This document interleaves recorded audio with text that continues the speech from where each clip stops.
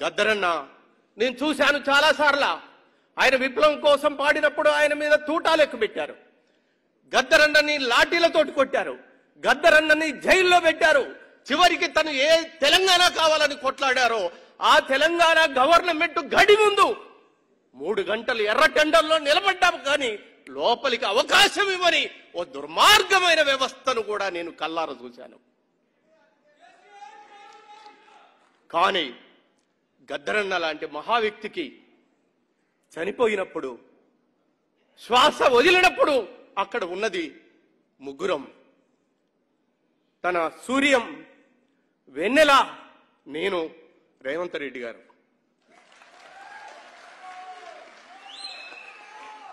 గద్దరన్నకు సముచిత స్థానం ఇవ్వాలని మేము అడిగినప్పుడు ఎల్బీ స్టేడియం గేట్లు బద్దలు కొట్టి ప్రజలందరూ దర్శించారు.